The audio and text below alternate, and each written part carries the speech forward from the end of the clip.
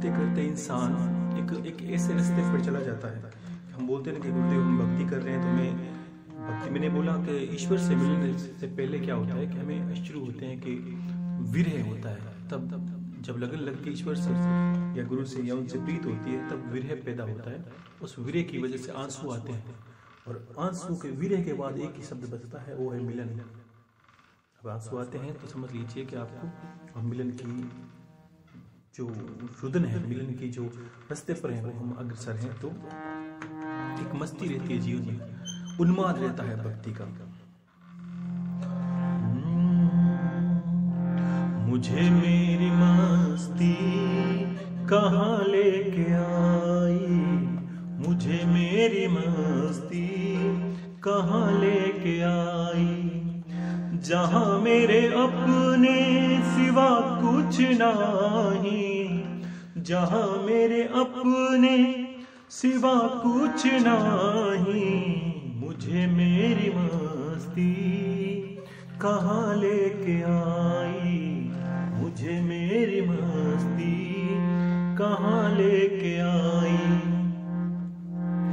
ये सागर ये लहरें, ये सागर ये लहरें, ये सागर ये लहरें, ये फैन ये बुदबुदे, ये सागर ये लहरें, ये फैन ये बुदबुदे, सब कल्पित है जल के और कुछ नहीं, कल्पित है जल के और कुछ नहीं। जो भी हम दुनिया के कार्यकलाप देखते हैं, माया देखते हैं, ये एक कल्पना सी गई है। जीवन जीना होता है। काफी लोगों के ऐसे प्रश्न भी हैं कि गुरुदेव मान लीजिए कि आपने कहा कि जीवन को विरक्त होकर जीना, इसका अर्थ नहीं समझे आप बातों को थोड़ा और गहरा, क्योंकि मुझे लगा था कि थोड़ी बहुत आगे की बातें कह दी आपको, लेकिन फिर भी समझा देता हूँ कि आसक्ति अलग होती है और एक होती है विरक्ति। विरक्ति में रहना है, सारी वस्तुओं का उपयोग करना है, उपभोग करना है, लेकिन इसमें बंधना नहीं है। यह है आसक्ति रहित जीवन। किसी चीज की आवश्यकता है, इसके बिना रहा नहीं जाएगा, ये आपकी आसक्ति है। मुझे इसकी आवश्यकता है, मुझे इससे गुजारा चलेगा, ये आपका विरक्ति है। मुझे पैसे चाहिए, पैसों के बिना मैं जीना संभव नहीं है, मैं जी नहीं सकता। हे भगवान, मुझे हर हालत में लोगों की दौड़ चली है कि पागलपन की भांति पैसे चाहिए। वो क्या है? वो आसक्ति है, और रुपयों की वो दौड़ है अंधी। और विरक्ति क्या होगी? हे प्रभु, मुझ पे दया करें, मुझ पे कृपा करें, मुझ पे दो पैसे की बरसात हो, मुझे माता लक्ष्मी का आशीर्वाद प्राप्त हो, ताकि मैं धर्म कर्म में लगा सकूं, अपना जीवन यापन कर सकूं। जो जीवन आपने दिया है उसमें जो सामान्य आवश्यक वस्तुएं हैं, रोटी कपड़ा मकान, और कुछ संतों को, कुछ जीवन को सुधार सकूं, धर्म कर्म में लगा सकूं, ये विरक्ति है। आप इसमें बंधते नहीं हो इस मांगने में। यही आसक्ति और यही विरक्ति है, यही बांधती है और यही मुक्त करती है। इसका अर्थ ये नहीं कि सब छोड़ने का अर्थ कि ये नहीं कि आप हम सब छोड़ के निकल जाएं, कि गुरुदेव आपने बोला सब छोड़। गुरु के तत्वों को मथना होता है, शब्दों को मथना होता है कि कहने के पीछे उद्देश्य क्या है।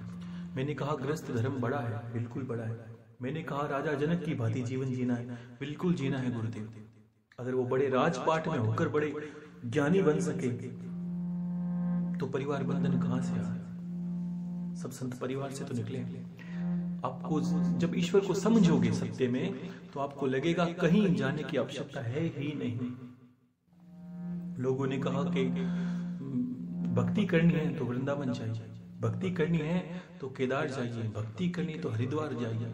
और मैं कहता हूं भक्ति करनी है तो कहीं मत जाइए। अगर वास्तव में भक्ति करनी है आपको तो आप कहीं मत जाइए। माता एक विज्ञान था, विज्ञान भैरव, एक तंत्र था, बुक्स जो किताब थी, इसमें माता पार्वती सारे विषयों को पूछ पूछ के थक गई, और एक विषय में से पूछा कि प्रभु कितना उलझा हुआ जीवन है कि भक्ति के लिए ये करिए, भक्ति के लिए वो करिए, भगवान को पाने के लिए ये करिए, कुछ ऐसा हो जिसमें कुछ नहीं करना पड़े, जिसमें भक्ति भगवान मिल जाए और सहज सुलभ हो। तो महादेव ने जवाब दिया, हाँ बिल्कुल पार्वती, एक ऐसा विषय है, एक ऐसी युक्ति भी है, 112 सूत्र थे उसके। तो उसमें बताया कि एक ऐसा सूत्र भी है, एक ऐसी विद्या भी है, एक ऐसी कला भी है जो सर्वश्रेष्ठ और सर्वोत्तम है, वो तो कर ले। तो कहा भगवान ऐसी क्रिया बताइए ना। माता कौन? माता हम ही हैं। अगर मैं बोलता हूँ तो शिव की उपाधि में जाके बोलता हूँ, आपको माता बन के सुनना है। कहा कि आप कुछ मत करिए माता, जो पार्वती माता को कहा था कि आपको कुछ नहीं करना है और शांति से बैठ जाइए, जहां है वहीं बैठ जाइए। जीवन को जीना है तो ठहर जाइए। ये ठहरने की कला क्या है कि जहां हो वहां ठहर जाओ। जो आपसे आगे भाग रहे हैं वो भाग नहीं रहे, वो मृत्यु की तरफ भाग रहे हैं। जिस दौड़ अभी जो एक समय का माहौल चल रहा है, वो दौड़ जो अंधी दौड़ है, वो मृत्यु पर जाके ही खत्म होती है। आप ठहर जाइए। कोई आपसे स्पीड जाना चाहिए, आगे जाना चाहता है, जाने दीजिए। वो कहीं नहीं जा रहा है, वो सिर्फ मृत्यु की ओर जा रहा है।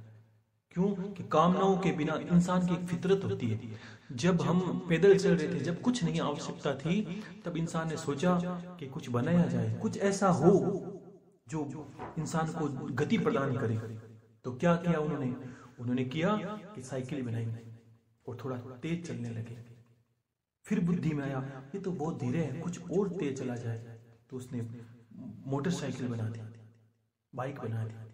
और तेज चला जाए तो गाड़ी आ गई, और तेज चला जाए हवाई जहाज आ गया, और तेज चला जाए रॉकेट आ गया। अब ये तेज कहाँ खत्म होती है? सिर्फ मृत्यु पे जाकर खत्म होती है। योगी ठहरने की कला क्या है? ठहरने की कला जिसमें होती है वो जीवन अधिक जीता है और ज्ञानपूर्ण जीवन जीता है। योग क्या है? ठहरने की कला है। सांसों को ठहराना होता है, बैठना होता है संयम धारण करके, और एक दृष्टि से दुनिया को देखना होता है कि दुनिया है क्या, ये संत क्या है, ये माया क्या है, ये ईश्वर क्या है, किसको हमें प्राप्त करना है, कहाँ हमें जाना है, हम हैं कौन। ये सारों प्रश्नों का उत्तर जब तक नहीं ठहरेंगे तब तक नहीं मिलेगा। हम ठहरते तो नहीं है, इतना समय नहीं है ओम जय जगदीश हरे के शांति को बोल सके। नहीं, ओम जय जगदीश हरे बस नंदी पे लगाई अगरबत्ती, चले गए। बस है भगवान 24 घंटे में ये 2 मिनट है, मैं तुम्हें दे नहीं सकता, मेरे काम पे समय लग रहा है और मांगे जा रहे हैं। भले मांगो, कोई बात नहीं, वो तो देने वाला देगा ही। लेकिन आप ये सोचिए कि आप हो कहाँ, आप हो कहाँ, आप हैं कौन, आपको करना क्या, यही तो प्रश्न है जीवन की। और इसी प्रश्नों में भी देख लीजिए कि 1-2 प्रश्न आए कि एक जो आप ही के गुरु भाई हैं, अमेरिका से हैं, डॉक्टर अक्षत लालवाणी जी, उन्होंने एक प्रश्न रखा गुरु भाई जी के पास में कि गुरुदेव मैं आपकी सारी बातें को सुनता हूँ, बड़ा समर्पित है ये, और इनको आशीर्वाद भी है मेरा पूरा। तो इन्होंने प्रश्न रखा, एक प्रश्न ये रखा उन्होंने कि गुरुदेव मुझे ये बताइए कि आपने बोला था कि ईश्वर को पाना है तो सबको छोड़ना होगा। अब ये समझे, इस बात को मैं समझा देता हूँ आप सभी को। छोड़ने का अर्थ क्या होता है? बंधना नहीं है, ये है छोड़ना। आपने शरीर के महत्व को समझा नहीं, ये जीवन को जाना नहीं। मैंने क्या कहा? आसक्ति और विरक्ति को समझना है। मैं ऐसा थोड़ी कहूंगा आपको कि आपको परिवार छोड़ना है, आपको सबको पालना है। ईश्वर की दृष्टि में वो सर्वोत्तम है। जब तक वो जिम्मेदारी नहीं निभाता, मेरे भी जीवन बंधन है, वो तब तक मैं नहीं निभाऊंगा, तब तक मैं पूरे कार्य वो नहीं कर पाऊंगा। नहीं, सबकी जिम्मेदारी होती है। ईश्वर को मिलने की 3 युक्ति है। फिर से कहता हूं इस बात को और गांठ बांध के सुन लीजिए जीवन में। चाहे कितना भी बड़ा, चाहे कितना ही बड़ा संत हो, आपको आके भ्रमाए बरगलाए, आपको नहीं भ्रमना है, ना भ्रमित होना है। 3 युक्ति से बड़ी कोई युक्ति नहीं है ईश्वर को पाने की, चाहे वो क्रिया योग हो, चाहे भक्ति कैसा भी योग हो। चाहे आपको बोले उल्टा लटकने से ईश्वर मिलते हैं।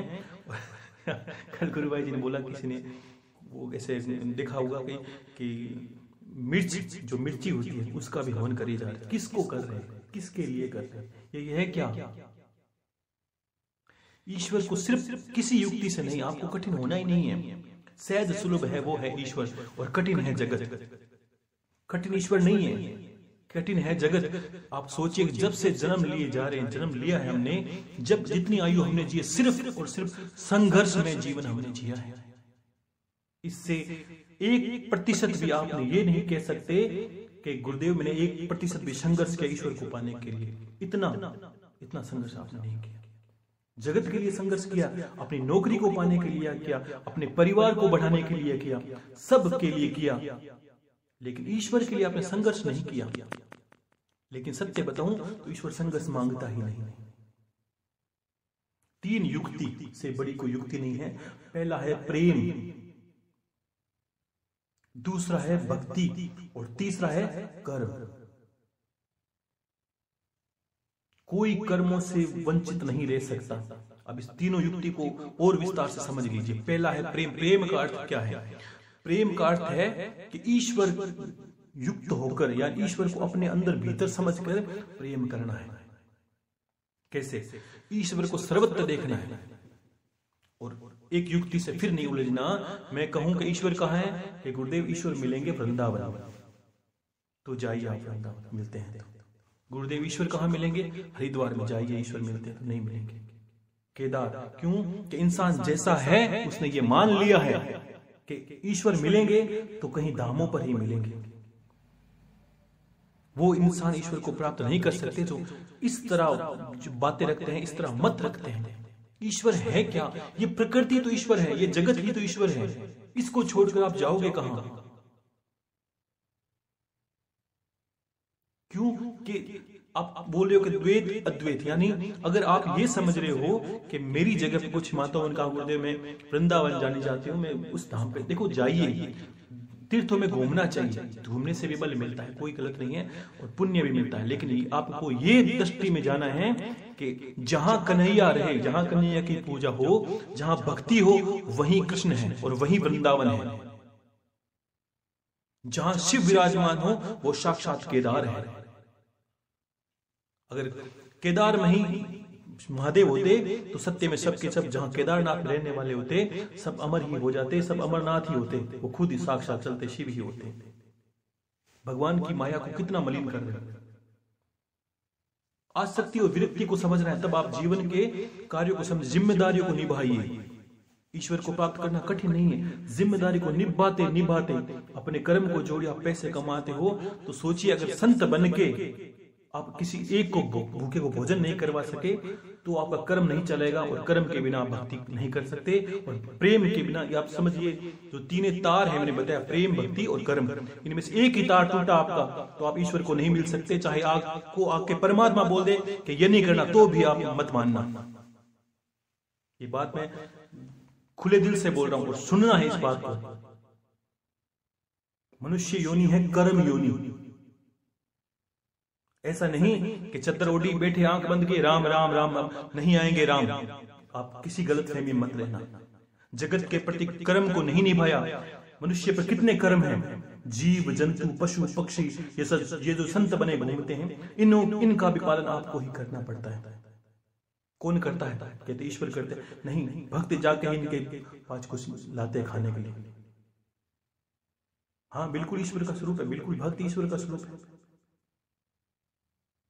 तो कहने का अर्थ क्या है? ये नहीं कि तीनों चीजों में से एक चीज से मुख मोड़ा और आपने मान लीजिए भक्ति की है और इसमें प्रेम का जो कड़ी है वो टूटी। किस तरह की? प्रेम ये है कि आपने ईश्वर को एक ही जगह जाना। एक महाराष्ट्र में संत हुए, लोग पढ़ते होंगे कि महाराष्ट्र में संत हुए ज्ञानेश्वर जी। जो संत है वो क्या है और जो दिखावा है वो क्या है? संत है, उन्होंने कहा कितनी गीता को सहज रूप लिखकर यही तीनों कड़ियों का बखान किया है, और बाकी सभी विशेष संतों ने जो साक्षात ईश्वर का स्वरूप है वो इन्हीं गुणों का वर्णन करेगा। ना वो सनातन को कहता है ना किसी और धर्म को कहता है। जब एक दृष्टि में आप सब जानते हो कि सारी पृथ्वी, सारा विश्व, सारी जनता, सारे जीव जंतु ईश्वर की संतान है, और इन संतानों को, यानी संतान क्या है? भगवान है क्या? शब्दों से समझोगे तो हर कहीं लिखा भी मिल जाएगा आपको, उसमें कोई दुर्लभ विषय नहीं है कि भगवान यानी भय से भूमि, गे से गगन, वस वायु, नीर और ऐस अनगर भग अनल यानी जो अग्नि। तो यही भगवान है, प्रकृति ही ईश्वर है। और जहां वर्णों में उलझ गए आप और तब तक ईश्वर को नहीं जान पाओगे। आप पूजा करते हो माता लक्ष्मी की, इसका अर्थ ये नहीं कि लक्ष्मी आपको ही प्राप्त होगी, वहां विदेशों में प्राप्त है जिन्होंने ईश्वर का नाम भी नहीं जानता।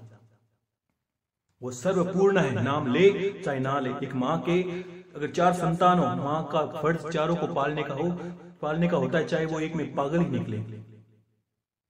ईश्वर आपके अधीन नहीं है, बंधन में नहीं है जो वो कहीं धाम में बैठा रहे। वो कहीं अपनी अगर ये मान लिया कि वहीं जाके वास करना है, वहीं जाके रहना है, वहीं जाके ईश्वर मिलेंगे, तो आपको जीवन पर्यंत नहीं 84 लाख योनियां नहीं, कितने ही जन्म निकल जाएंगे, ईश्वर नहीं मिलेंगे आपको। क्योंकि उन्होंने ही, संत ज्ञानेश्वर जी ने एक बात कही, वो मुझे इतनी सटीकता से बताता हूं, और कितनी प्रचंड बात थी वो। साक्षात ऐसे संत ईश्वर के अवतार ही होते हैं। उन्होंने लिखा कि जो ईश्वर है इन तीनों कड़ियों से मिलता है, ठीक है ना। और जिन्होंने व्यक्ति विशेष को मान लिया, सबसे बड़ा एक धर्म है।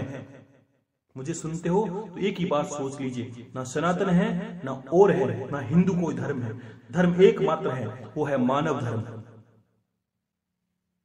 अगर मानव धर्म होता तो कहीं लड़ाई नहीं होती, कहीं झगड़े नहीं होते, कहीं दंगे नहीं होते, कोई आपका फायदा नहीं उठाता, क्योंकि आपको मानव धर्म निभाना नहीं आया। ये नहीं कि सारे दूसरे धर्मों के लोग खराब है, खराब हर जगह मिल जाएंगे, आपके परिवार में खराब मिल जाएंगे, उसका आप क्या करोगे? इसका अर्थ ये थोड़ी है आप उसे घर से निकालो। प्रेम नहीं है, जिस दिन प्रेम होगा दुनिया भी एक हो जाएगी। विश्व क्यों टूटा, क्यों हम में आपस में द्वेष होता है, क्यों धर्म में झगड़े होते हैं? दुनिया में सबसे ज्यादा राजनीति धर्म पे की जाती है।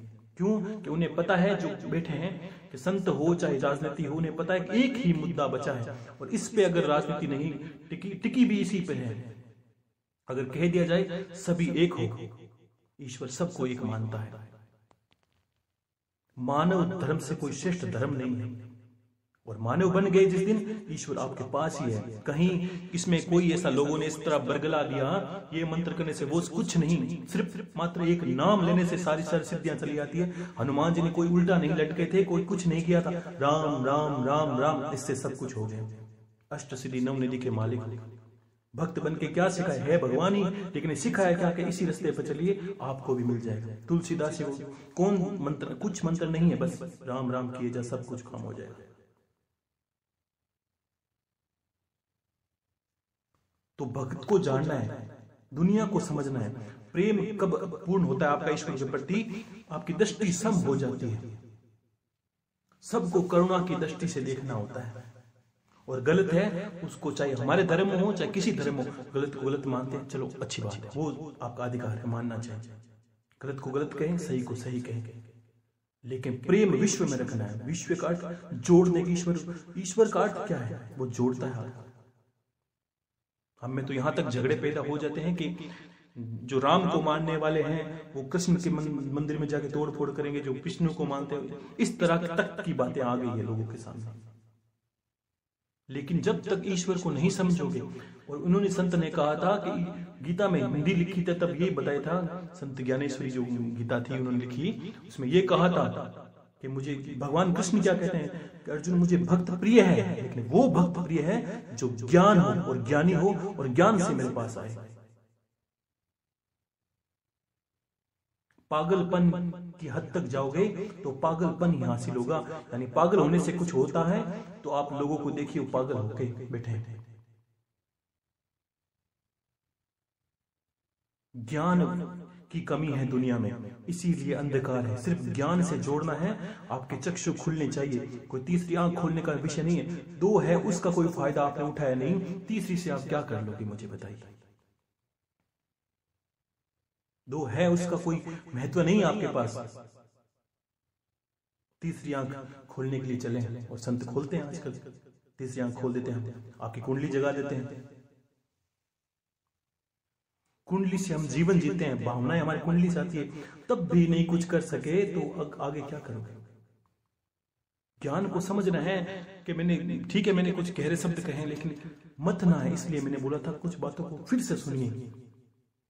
कृष्ण धर्म से बड़ा कोई धर्म नहीं है, क्योंकि वो आज सोचिए कि मुझसे श्रेष्ठ बने जा रहे हो आप। क्यों?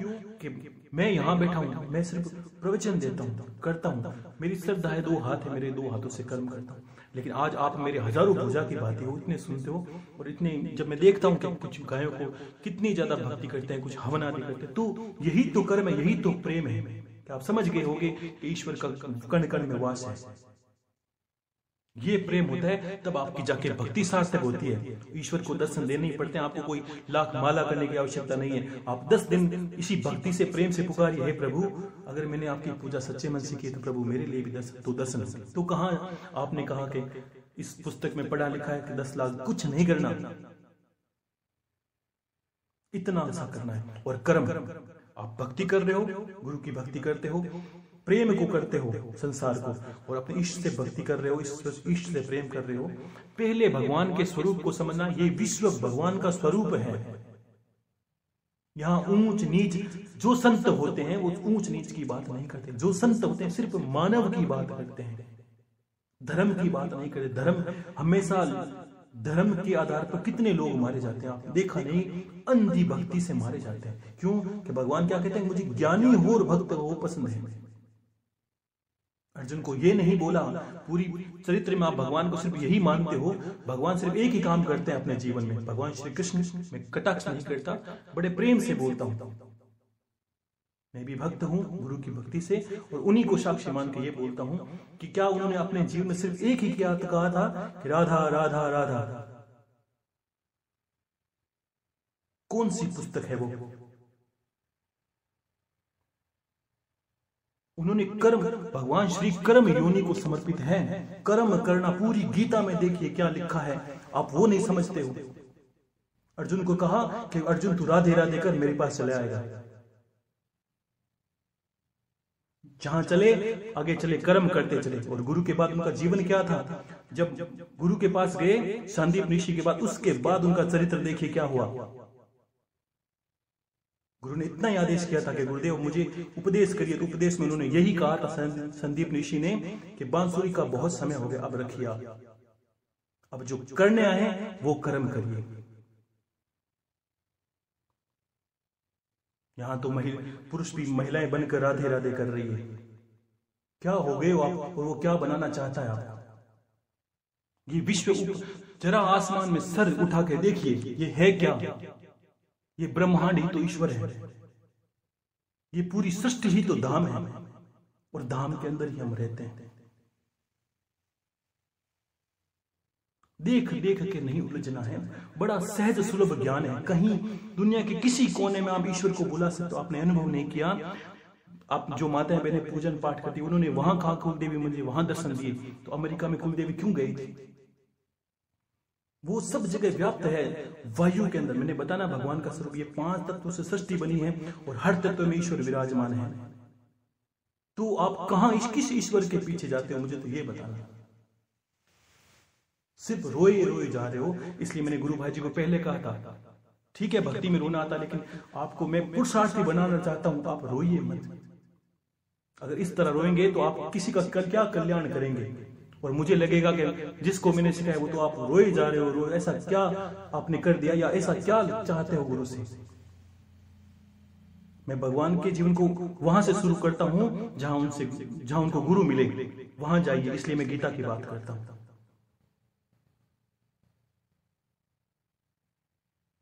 जो संत हुए उन्होंने क्या कहा सुनिए, जो वास्तव में है। भागवत सुनिए, कल्याण है। सुनने वालों का हुआ कि नहीं हुआ, जो बंचने वाले हैं, कहने वाले, उनका तो हो गया, जाके देख लीजिए। इसका अर्थ यही होता है कि आप कहना चाहते हो कि केदारनाथ में कोई पापी नहीं है, केदारनाथ में कोई उद्यमी नहीं है, केदारनाथ में जो नर पिशाच है वो नहीं है। मलिनता सब जगह है। असुर उस वक्त थे, आज भी असुर है। मिथ्यावादी उस वक्त भी थे, आज भी है। ज्ञान को समझना है। मैंने ज्ञान की दृष्टि से संसार को समझने का कहा। भक्ति, ये 3 चीज को कभी मत तोड़ना। पहला प्रेम, ये उपदेश ही है गुरु का आपके प्रति। प्रेम का अर्थ है पूरी प्रकृति ईश्वर में है, हर कण में, हर पत्थर को। आपको मूर्ति नहीं मिलती, दुनिया के किसी पत्थर को उठा के पूजिए, और यही भक्ति रखनी है और यही प्रेम रखना है। संसार को पूरे, हर ईश्वर, हर मनुष्य को जो सच्चा है, सही है, ईश्वर की दृष्टि से देखे। लोगों में भावनाएं परिवर्तित होती है, लेकिन आत्मा सबके अंदर विराजमान है। कभी हम देखते हैं कि परिवार में भी लोगों के विचार मलिन होते हैं, लेकिन उसको ये देखना है उसका स्वभाव ऐसा है, आत्मा उसकी पवित्र है। स्वभाव में स्वभाव के अनुसार उत्तर दीजिए, कोई बात नहीं। लेकिन अंदर में विरक्ति रखनी। जैसे ठीक पे सही कि चोर होता है वो मीठा मीठा बोलता है, लेकिन अंदर उसमें घात होती है कि वो चोरी करनी है अपनी। तो वैसे ही आपको थोड़ी युक्ति परिवर्तित करनी है कि संसार को एक दृष्टि से देखना है, लेकिन अंदर विचार करना है मैं आत्मा स्वरूप हूं। गुरु गीता के दूसरे अध्याय में मैंने यही कहा था। चलते चलते ये मनन करना है, मैं आत्मा स्वरूप हूं, मैं बस जो कार्य है वो करने आया हूं, कर रहा हूं। अपने आप को आत्म स्वरूप समझना है, धीरे धीरे भावना करनी, और ये भावना उतरती जाएगी। हर काम सिद्ध होता है, हर बातें सिद्ध होती है। जिस दिन हमारे अवचेतन मन में ये बातें उतरने लगेगी, हमें अनुभव होने लगेंगे दिव्य। वे दिव्य अनुभव भक्ति से ही होते हैं, और कर्म को नहीं छोड़ो। खाली भक्ति करोगे, संसार के प्रति कर्म को छोड़ दो। अर्जुन को पूरी गीता बार बार पढ़ते हो, क्या लिखा है? ये कहा था अर्जुन तू बस कर्म किए जा, तू छोड़ ये जो झूठ है, कपट है, जो धर्म है, पाप सब मुझ पे छोड़ दे। तू अपनी बुद्धि से जो मैं बता रहा हूं मुझे गुरु मान के तू कर्म कर। वही बोल देते अर्जुन कुछ। अर्जुन तो ऐसा बोला था कि भगवान मुझे क्यों कर्म में उलझा रहे हो, मुझे ये बोलते ईश्वर की प्राप्ति करनी, जा अर्जुन तू कहीं संन्यास लेके भक्ति कर। ये अर्जुन ने प्रश्न किया था, जो आप आजकल संतों से सुनते। लेकिन भगवान ने क्या कहा, नहीं अर्जुन, मैं नहीं चाहता तुम कर्म विहीन होकर नपुंसक की भांति पड़ा रहे। तुझे मानव जीवन मिला है, कल्याण भी करना है और पुरुषार्थी बन के कर्म करना है। ये जीवन सार्थकता है। रोए जा किस बात पर? अब तो खुश होने का विषय कि बस अब हमने कर्म को समझा है। गुरु कर्म का दाता होता है, वो बताएगा, वो कर्म ईश्वर को समर्पित हो जाएगा स्वतः ही। आप जिस वक्त ये कहते हो गुरुदेव को समर्पित, उस वक्त वो ईश्वर को समर्पित होता है। एक आनंद, एक मस्ती होनी चाहिए, वो जीवन में रखनी है। विरक्ति और आसक्ति को समझना है, तब आप समझ जाओगे मैं कहना क्या चाहता हूं। बिल्कुल सत्य है सब कुछ, और आपका प्रेम भी मैं मानता हूं कि सर्वोपरि है। रोना भी सार्थक है, लेकिन ये ध्यान रखना कि जीवन को थोड़ा दृष्टि से देखना है कि कारण क्या है। जब तक आपके अंदर ज्ञान अवतरित नहीं होगा, ईश्वर ज्ञान की युक्ति से भी मिलेंगे, पागलपन की युक्ति इतनी नहीं चलेगी आपकी। कुछ लोग ये कहते हैं कि परिवार में दुखी हैं, जाइए, ऐसे संत आपको बहुत मिलेंगे जो परिवार से दुखी हैं, जिम्मेदारी निभाई नहीं है और सिर्फ कपड़े धारण किए हैं। क्यों? कि पुरुषार्थी नहीं है वो। और तुम्हें आपको क्या लगता है कि वास्तव में उनको ईश्वर नहीं? गलतफहमी मत रहना। अगर ऐसे मिलेंगे तो आज तो संत, आज धीरे धीरे देख लेना, सामान्य मनुष्य कम दिखेंगे आपको, संत ज्यादा दिखेंगे। भक्त नहीं दिखेंगे आपको, हर कोई चोला पहना हुआ संत ही दिखेगा। आप ही तो संत हो। संत का स्वरूप क्या होता है? जिसने इस तीन युक्ति को जाना वो संत है। कपड़ा छापा तिलक इसमें कुछ नहीं। कबीरदास सिंह कवि ने कुछ नहीं कहा। कितने बड़े संत आज तक याद किया जा रहा है। और वो जो मिथ्यावादी हैं, जो सत्यवादी, वो भी दोनों ही बोलते हैं इन बातों को। क्यों बोलते हैं? कि वास्तव में संत की परिभाषा है। संत ज्ञानेश्वर जी को पढ़ोगे तब क्या लिखा है संत की। दुनिया ने बहुत दुख दिए, सताए, लेकिन उन्होंने फिर भी कहा कि नहीं, मानव का कल्याण ही सर्वोपरि है। क्योंकि ईश्वर संत में ही समाया रहता है। वो सिर्फ मानव की बात करेगा, मनुष्य की बात करेगा। क्योंकि सब मनुष्य में आत्मा है और सब आत्मा को कल्याण के रास्ते पर अग्रसर होने का मौका मिलना चाहिए, और ईश्वर देता है। अगर एक शबरी के हाथों बोर खाके भगवान उनको कल्याण के रास्ते पर ले जाना चाहते हैं, छूत अछूत नहीं, मानव की बात। तो पहले धर्म के बंधन को तोड़िए। आपने धर्म को समझा नहीं, मानव धर्म ही धर्म बोला है, ना कि आपने कोई चोला ओढ़ लिया उसको धर्म बोला है। संतों आप संत की सेवा कीजिए, आप कीजिए सब गरीबों की सेवा, जितना हो सके कि वो सब कर्म है। ये कर्म का जुड़ेगा आपके जो तार है। दूसरा है भक्ति, इष्ट के प्रति भक्ति, आराध्य के प्रति भक्ति, जो कुल देवी जिसके प्रति भी आप करना चाहते हैं वो छूट है, करिए। गुरु के प्रति करते हैं वो भी भक्ति सार्थक है। और प्रेम, प्रेम का अर्थ समझ लीजिए। प्रेम का अर्थ है ईश्वर, अर्थ ईश्वर निकलेगा। जब तक आपने इसको नहीं समझा प्रेम के अर्थ को, आपको ईश्वर नहीं मिलेगा। प्रेम का अर्थ होता है कि ईश्वर को चराचर देखना। जब आपके घर पर चींटी दाना उठाए तब ये समझना ये चींटी नहीं है, ईश्वर ही है जो मेरे घर आया है। तब आप नित्य उसी धाम में प्रवेश करोगे जो शिव को मानने वाले हैं।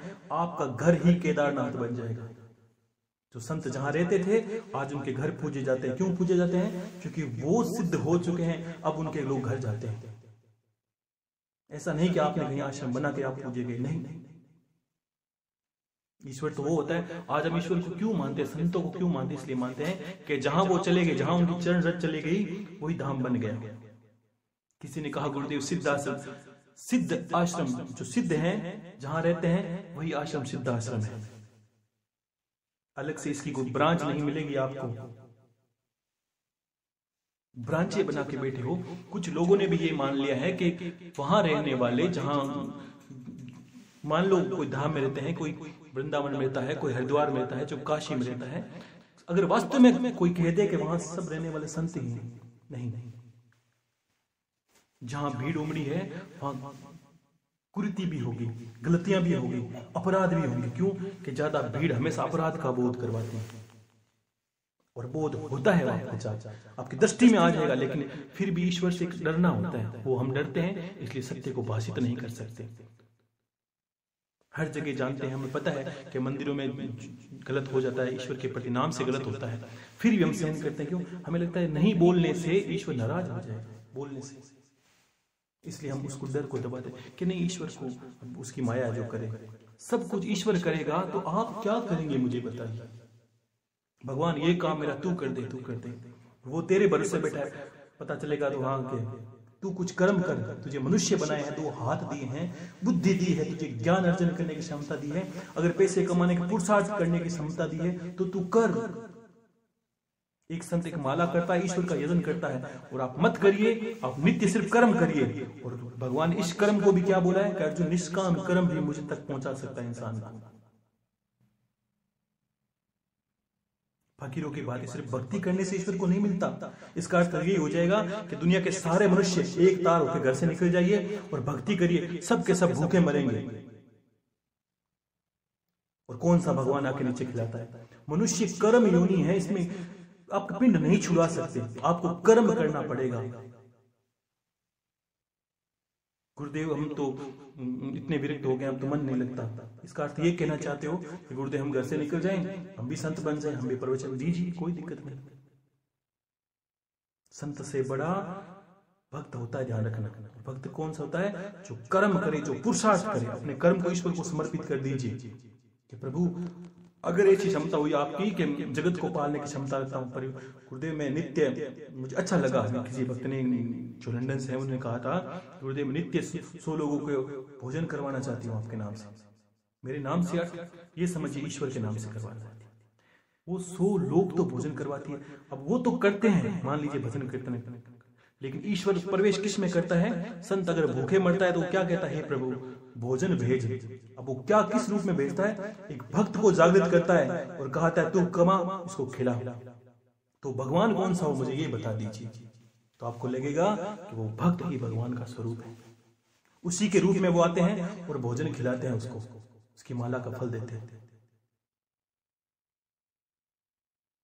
आप थोड़ा उलझनों को हटाइए, थोड़ी सी दृष्टि बढ़ाइए, थोड़े ऊपर से विश्व को देखिए, चारों तरफ एक दृष्टि देख के देखिए बनाया क्या है, किसके लिए बनाया है। अगर सब संत बने तो क्या होगा? ठीक है, आपके आगे पीछे कोई है नहीं, आपको सिर्फ बस कोई कुछ करने के लिए कार्य नहीं बचा, तो भक्ति करते हैं, अच्छी बात है, उसमें भी कर्म करिए। अगर 2 रोटी बनती तो भी गाय के लिए ले जाइए, कुत्ते के लिए ले जाइए, बिल्ली के लिए, जो भी करना है कर्म करिए। कर्म से पिंड मत छुड़ाना, कोई योग नहीं है। आप लटक जाओगे उल्टा। आप चाहे रावण की बाती हवन कुंड में उतर जाइए, ईश्वर नहीं छुड़ाने आएगा। नहीं आता है तो आप बैठिए और मैं देखता हूं कि आपको कौन छुड़ाने आता है। अगर कोई पागल इंसान कहे कि रावण के शीशे काटे, भगवान ने महादेव ने रोक लिया, आप काट के देखिए, को नहीं रोके। समय समय की बात है। भक्ति के अर्थ को समझना होता है। कर्म, भक्ति और प्रेम, इन तीनों को समझना है आपको और गहरे से। इन तीनों को समझ लिया, कुछ नहीं शेष है। जिसको आप भगवान बोलते हो वो नित्य आपको दर्शन देगा, आपके भीतर ही वो पैदा हो जाएगा। और इसी युक्ति को कहा है कि 2 और 1 रहे ना दूजा, आप को खेले।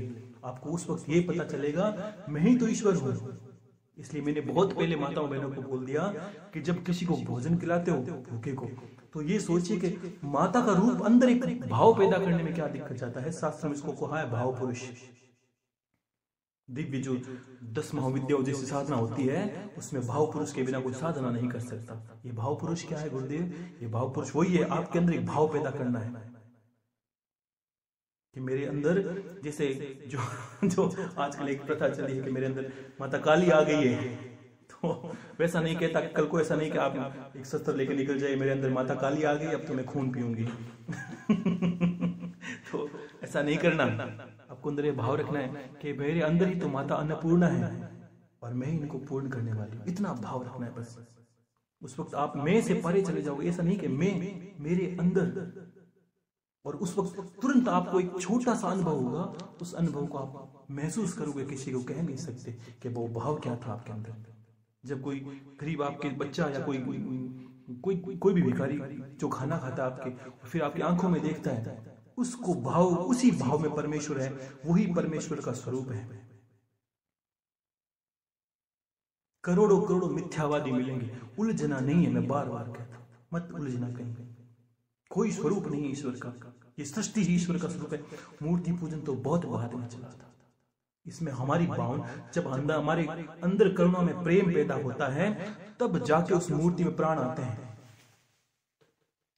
ऐसा नहीं रोने से आपके अंदर जब ये चलेगा कि सब तो ईश्वर है। ये संसार बड़ा मलिन है, ध्यान रखना। जीवित कहते हैं ना कि जीवित मायत की सारनी लेवे और मरे गंगा जी जावे। जब माता पिता जीवित होते हैं तब दुनिया की सार शुद्ध बुद्ध नहीं लेते। वही तो संत होते थे जिनको मारने के लिए वही समाज था, लेकिन मरने के बाद उनको पूजा होती है। वही संत ज्ञानेश्वर थे जिनको क्या नहीं किया गया, यहां तक उनका यज्ञोपवीत तक नहीं करवाया, लेकिन अब उनकी पूजा हो रही है। वही तो भगवान कृष्ण थे, मरने से, जन्म लेने से पहले जिन्हें मारने से युक्ति बनाई गई कि इनको जन्म ना लेने दिया जाए। वही तो भगवान राम थे जिनके वेद चले थे। वही भगवान राम थे जिनको घर से निकाल दिया गया था। ये दुनिया बड़ी विचित्र है, ईश्वर के स्वरूप को नहीं जानती। ये मरने के बाद ही आपको पहचानेगी और ईश्वर को भी पहचानेगी। यहाँ कहते हैं कि कूड़े इंसानों का बोलबाला हो रहा है धीरे धीरे। यही कलयुग आएगा। जो प्रतिष्ठित हो रहे हैं वो कलयुग के अब स्वतः ही पता चलने लगेगा। तो फिर उलझना नहीं है। जीवन का एक ही लक्ष्य है कि ज्ञान रखना है और भक्ति करनी है और कर्म से मुख नहीं मोड़ना। परिवार है, इसका अर्थ ये नहीं परिवार को छोड़। पत्नी आई, इसकी किसकी जिम्मेदारी है? आप ही तो लेके आए थे। इसको छोड़ के कहां जाओगे? और कल को ये पता चला कि इसके अंदर ईश्वर है, तो ये भक्ति करनी होती है कि इसके अंदर ईश्वर है, इसका भी मुझे जो भी इसके कार्य वो भी पूरे करने हैं, क्योंकि मैं लेके आया था। घर में मूर्ति लेके आते हैं तो हमारी जिम्मेदारी बनती है इसकी पूजा पाठ करने की। हमने संतान पैदा की थी, अब वो संतान किसके सहारे जाएगा? ऐसा ज्ञान लेना है तो भगवान श्री कृष्ण ने अर्जुन ने कहा था कि भगवान आपको मुझे ये बताइए कौन ज्ञानी है? तो कहा भगवान अर्जुन मुझे, उन्होंने संत का नाम नहीं लिया, उन्होंने ये कहा अर्जुन मुझे राजा जनक जैसे विदुर चाहिए। राजपाट, परिवार नहीं पूरा समाज राज चलाते हुए ईश्वर की भक्ति करते हैं। और विदुर, विरक्ति, आसक्ति कोई नहीं है, बस भगवान को समर्पित है। हर बार बड़े संत हुए जो यही कहते हैं कि परिवार ईश्वर का है, माता पिता सब ईश्वर को है, संतान सब ईश्वर की है, मैं तो बस पालन कर रहा हूं। इनकी आवश्यकता है तो मैं समझता हूं ईश्वर ने कामना की, मैं पूरा कर रहा हूं। तब आप देखिए आपके चारों तरफ तो ईश्वर है। प्रहलाद जी वाली भक्ति कीजिए। ईश्वर कहां दिखते हैं? ये दीवार में बैठे। ईश्वर कहां है? इसमें बैठे। इस वही ईश्वर को प्राप्त कर सकता है, मात्र वही ईश्वर को प्राप्त कर सकता है। तो उसके अंदर ईश्वर का प्रादुर्भाव होगा, वो बीज है और वो वट वृक्ष बनने के लिए तत्पर होगा। आप स्वयं सिद्ध बन जाओगे, किसी की आवश्यकता नहीं है, कोई पहनावा, आप जहां हो वहां सिद्ध हो जाओगे। आप बोलोगे गुरुदेव मैं बोलता हूं तो ऐसा लगता है कि आज परमेश्वर ही बोलता है, और बातें सिद्ध होने लगती है। इसका अर्थ ये नहीं कि भविष्यवाणी करते चलो, ध्यान रखना, लेकिन आपको अनुभव होंगे ऐसे ऐसे कार्य करते अंदर में सचेत होगा। शाम को बोला था 1 घंटा अकेला रहने का, इसका अर्थ ये है अंदर में ये भाव रखिए कि मैं कौन हूं? मैं ईश्वर का स्वरूप हूं, मेरे अंदर ही तो ईश्वर का बीज है, आत्मा है, वो परमात्मा है। यानी हम धीरे धीरे उसका मनन करते हैं। मनन करने का अर्थ है कि वो बीज हमारे अंदर अंकुरित होने लगता है और हमें वो सारी स्पंदन, वो सारी भावनाएं, वो सारे कार्य क्रियाकलाप, वो सारी सिद्धियां अंदर पैदा हो, क्योंकि वो बटवृक्ष है, ध्यान रखना। और जैसे ही बीज को खोलोगे, बीज अंकुरित होगा। हम उसकी तरफ देखते तो नहीं है, जगत की तरफ ज्यादा देखते हैं। जगत को सिर्फ कर्म समर्पित करने हैं, ईश्वर का स्वरूप मान के। उलझना नहीं है, इनके बिना रह नहीं सकता, ये आसक्ति है। सब ईश्वर का स्वरूप है, सुख दुख सब ईश्वर की देन है, ये विरक्ति है। पैसे चाहिए, कमाई, अपनी जरूरत को पूरा कीजिए, लेकिन ये नहीं। मैंने कहा था कि जैसे आसक्ति का अर्थ हो गया तो बता दिया, फिर भी बता रहा हूं। मुझे गाड़ी चाहिए, गाड़ी के बिना मेरा जीवन बेकार है, ये आसक्ति है। यानी गाड़ी मुझे पकड़ रही है। एक गाड़ी हो तो ठीक है, नहीं तो कोई बात नहीं, तो गाड़ी हो जाएगी, चलिए, नहीं मिले तो कोई बात नहीं। सब लाभ ईश्वर को समर्पित कीजिए, कार्य करिए, इस काट ये नहीं पुरुषार्थ से मुंह मोड़ना। जीवन में दो लोगों के भाग्य अदरजूल में होते हैं। जो पुरुषार्थी हैं, अगर वो ये सोचे कि मैंने मेहनत बहुत की है गुरुदेव, मैंने कभी कुछ लोगों ने कहा कि गुरुदेव मैंने बहुत मेहनत की है, ये किया वो किया, तब जाके मुझे समझ में नहीं आया कि जो मैंने कार्य किए उसका फल क्यों नहीं मिला। देखो, दो कार्य होते हैं, एक होता है पुरुषार्थ और एक होता है भाग्य। ये दोनों का संयोग नहीं होगा तब तक आपका जीवन जो है उजागर नहीं होगा, जब तक आपका जीवन सफलता की तरफ अग्रसर नहीं होगा। ये दोनों का मेल होना जरूरी है। अगर दोनों का मेल नहीं होगा तो आपको कुछ नहीं मिलेगा। मजदूर को देखिए, हमसे ज्यादा मेहनत करता है लेकिन नहीं है पैसे, क्यों? कि उसका भाग्य उदय नहीं हुआ। पुरुषार्थी वो है। और किसी एक ऐसे इंसान को देखिए जो कुछ नहीं करता, सब कुछ है, तो आपके पास लगेगा उसके भाग्य अच्छे हैं। कुछ ऐसे भी मिलेंगे जो पुरुषार्थी होते हैं तो भाग्य को बदलते हैं। आपको वो बनना है, पुरुषार्थी होना है और कर्म को ईश्वर को समर्पित करना है, ताकि ईश्वर और गुरु की कृपा से आपके भाग्य बदले। पुरुषार्थ आपको करना है, भाग्य आशीर्वाद से मिलता है। जीवों के प्रति कुछ कर्म करने से उनका प्रति आशीर्वाद मिलता है, वही हमारे भाग्य को बदलता है। ऐसे ऐसे गुण रखने हैं आपको जीवन में। और किसी ने कहा कि गुरुदेव, एक प्रश्न हो रहा था, कुछ हेमपाल सिंह नाम है इनका, और इन्होंने एक प्रश्न किया था कि गुरुदेव, मैं आपकी वाणी सुन के भक्ति करता हूँ और भक्त भी हैं, और बचपन से इन्होंने कहा मैं भक्ति करता हूँ। एक प्रश्न इन्होंने रखा कि गुरुदेव, आपने कहा कि आत्मा जो है वो शरीर को छोड़ के दूसरे शरीर में चली जाती है, और जो हमारा जीव है या प्राण स्वरूप है वो अलग अलग योनियों में भटकता है, तो हम कौन है? देखिए, हम कौन है, और वास्तव में जो शब्द है हम स्वरूप, जो शरीर है वो शरीर का बाहुल्य नहीं है, ये तो पंच तत्व से बना यही रहता है। हम कौन है इसको जानने के लिए शरीर मिला है, आत्मा को जानना है। हम कौन है इसका बोध हमें सिर्फ मानव शरीर में मिलता है, और आत्मा सिर्फ मानव शरीर की ओर अग्रसर होती है। जीव क्या करते हैं? सूक्ष्म शरीर और प्राण से गति करते हैं। प्राण और सूक्ष्म शरीर से जीवों में प्राण आते हैं, जो जीवन चलता है। एक बिच्छू को देखिए, पैर रखिए, पानी का स्वरूप है, कुछ नहीं, हड्डी भी नहीं है, अंदर है क्या? एक चेतना छोटी सी, जिसका स्वरूप है कीड़ी से लेकर, जो चींटी से लेकर, छोटे से छोटे जीव, मच्छर को लेकर, एक प्राण और एक सूक्ष्म शरीर के स्वरूप में ये सब जोनियां गति करती है। आत्मा सिर्फ मानव शरीर में प्रवेश करने लगती है, गति की अग्रसर होती है। और मनुष्य शरीर होता है तब उससे आशा जगती है कि ये इंसान कर्म, भक्ति और जो प्रेम है ईश्वर के स्वरूप को समझकर मुझे ईश्वर में लीन करनी, उसकी आशा जगती है हमसे।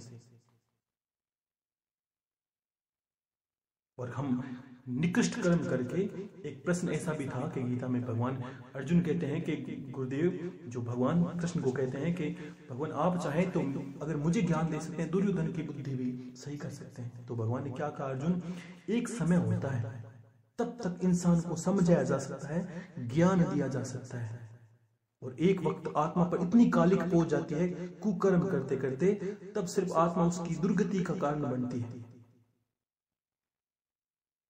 वो उससे और बुरे काम करवाती है, जिसको हम बोलते हैं कि इसके पापों का घड़ा बढ़ने वाला है।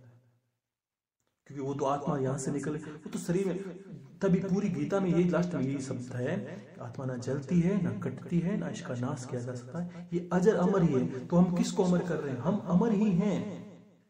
ये शरीर एक मिट्टी का बना, जलाते वक्त जलने के बाद इसके प्रारूप को समझ लिया, आप समझ जाएंगे कि चेतना और सूक्ष्म शरीर से सारी योनियां बनी। क्योंकि हमने अगर शरीर को बाहुल्य ज्यादा दिया तो इसी शरीर से इंसान, ये सत्य है कि योनियों में जाके हमें पीड़ित होना पड़ता है अलग अलग। क्यों? कि हमने शरीर को बाहुल्य दिया है, हमने यही समझा है आत्मा कोई शब्द है ही नहीं, शरीर बड़ा है, तो ईश्वर हमें शरीर से ही दंड देता है। तो हमें सूक्ष्म शरीर से और चेतना से शरीर का आभास होता है। तो हमें ईश्वर क्या कहता है? इस योनियों में इन्हीं से दंड देता है, जीव में गति करते करते, उसमें आत्मा का प्रादुर्भाव नहीं।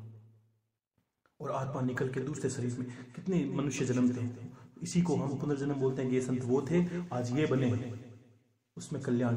और ईश्वर ने एक भी बात और कही है जो गीता में है कि भगवान अगर मान लीजिए कोई भक्ति करता है, इन्हीं के लिए मैं जवाब देता हूँ, हेमपाल जी है इनके लिए, कि मान लीजिए एक सवाल इससे और पैदा होगा आपके मन में है कि नहीं, कि अगर मान लीजिए कोई भक्ति करे, और इन्होंने कहा मैं भक्ति करता हूँ, करते करते शरीर का नाश हो जाए और गति प्राप्त नहीं हो, तो भगवान ने, कृष्ण ने स्पष्ट शब्दों में कहा, अर्जुन उस इंसान जो भक्ति के मार्ग पर अग्रसर है गुरु के कथन से और गुरु की भक्ति पर, वो इंसान फिर मनुष्य योनि में जन्म लेता है। ध्यान रखना, इनके लिए भी मनुष्य योनि निर्धारित की है।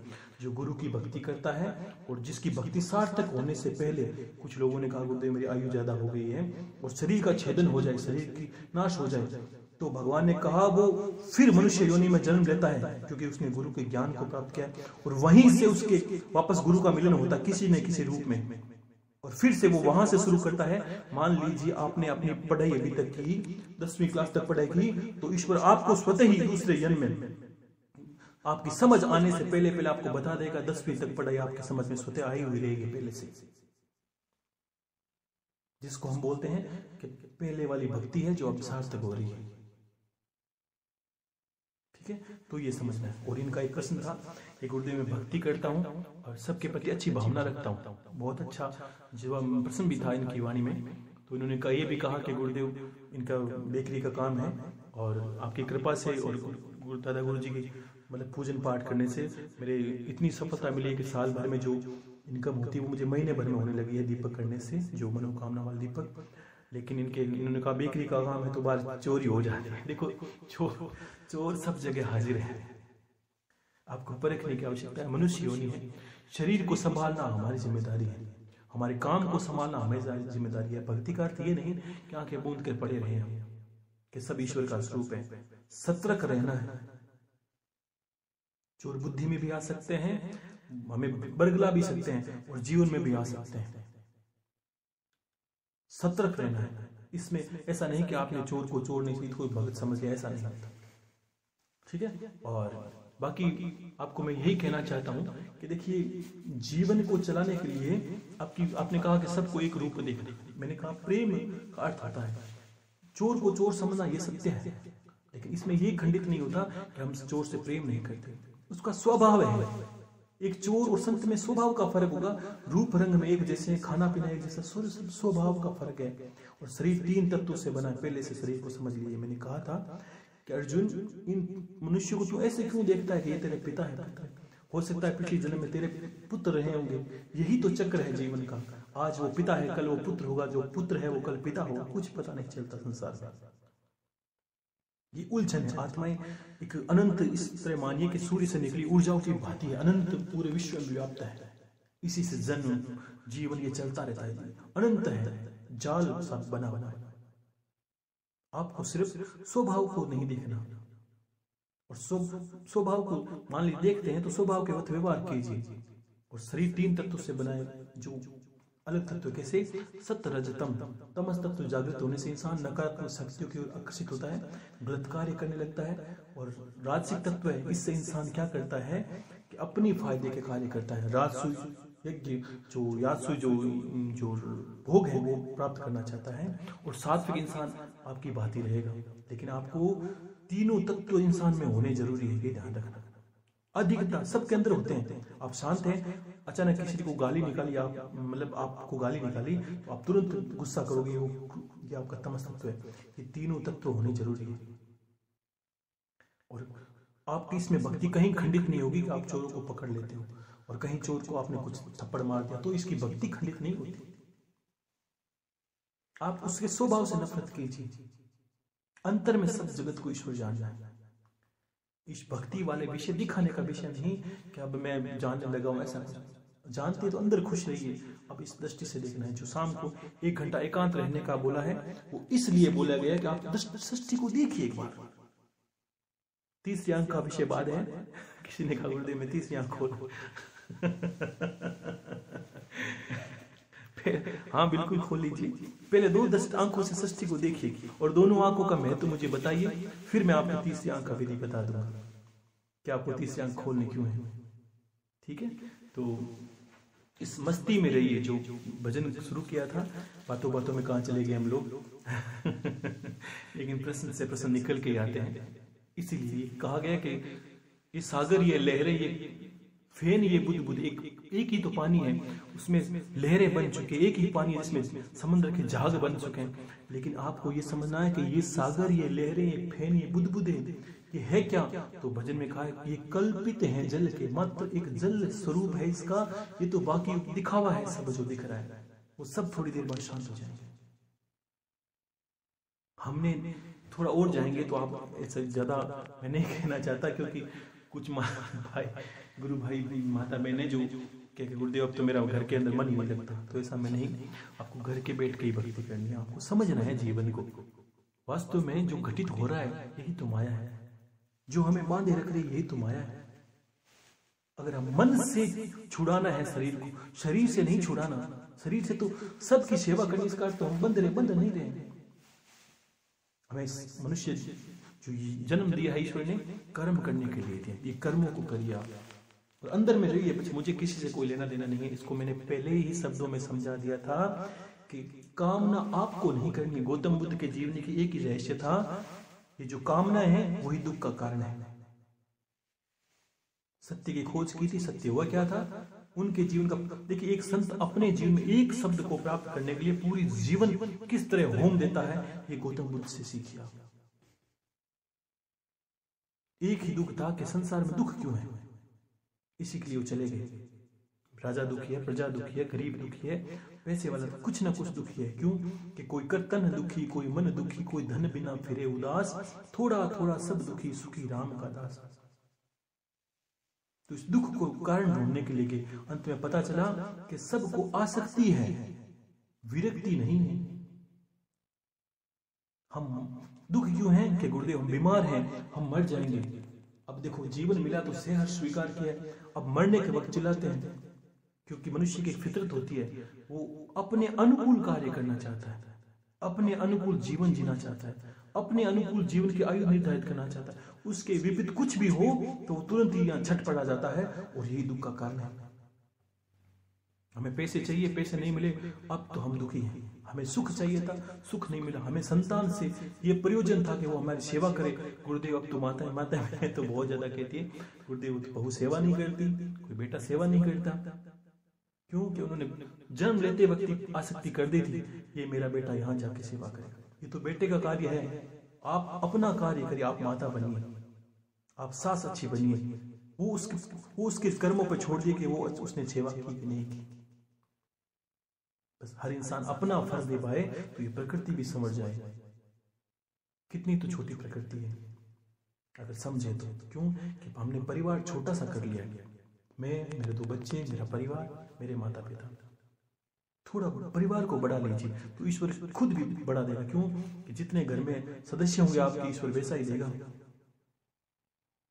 तो आपके घर के सदस्य है, विश्व को अपनाइए। ये पूरा विश्व ही मेरे घर के सदस्य हैं। जहां तक हो मैं अपने, अब जहां विश्व के लिए मांगोगे तो परमात्मा भी भर भर के देगा आपको, ताकि आप जीवन में अच्छे अच्छे कर्म कर सको। और यही तो ईश्वर को प्राप्त करने की, वो जिसने ईश्वर को ऐसा जान लिया उसने ईश्वर को प्राप्त कर लिया। अलग से कुछ नहीं आएंगे कहीं से। मैंने कहा ना, आप मर जाओगे, जीवन अंत कर दोगे, लेकिन आपको बचाने के लिए वो नहीं आएगा। तो जय गुरुदेव, हरे महादेव, शंभो शंकर, शंभो शंकर।